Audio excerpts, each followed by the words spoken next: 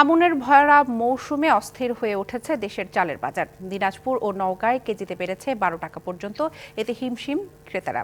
চালের এমন অস্বাভাবিক দাম বাড়ার জন্য সিন্ডিকেটকে দুষছেন খুচরা বিক্রেতারা, আর মিল মালিকরা দেখাচ্ছেন ধানের দাম বৃদ্ধির অজুহাত।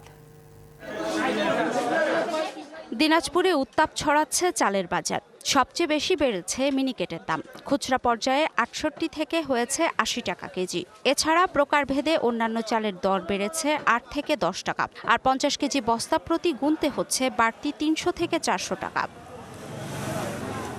চালের এমন উচ্চ মূল্যে ক্ষুব্ধ ক্রেতা।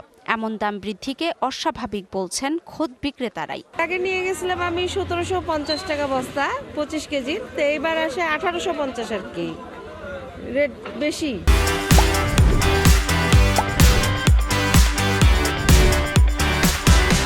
চালের এত রেট খুবই অসম্ভব অবস্থা দাঁড়াচ্ছে ভাই। গভর্নমেন্ট কি আমাদেরকে কম দামে চাল খাওয়াতে পারবে? এগুলো বলে আপনাদেরকে কোনো লাভ নেই। আমাদের এই ব্যবসায়ী জীবনে অনেকদিন ধরে ব্যবসা করছি, এইরকম যে এই 1 মাসের 20 দিন 25 দিনের ব্যবধানে এত যে চালের দাম বাড়বে আমরা এটা কোনোদিনও দেখিনি। চালকল মালিকরা বলছেন গত বছরের তুলনায় প্রায় 400 টাকা কেজি দরে কিনতে হচ্ছে ধান, আর এর প্রভাব পড়েছে চালের বাজারে।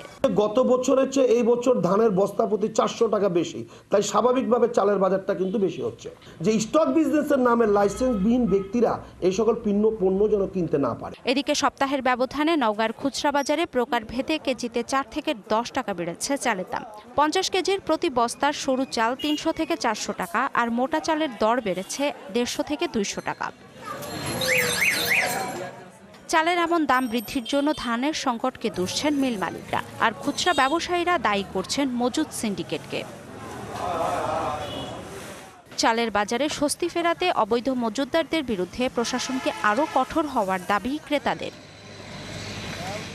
অর্ঘ্যমিত্রা তরফদার, ডিবিসি নিউজ ডেস্ক।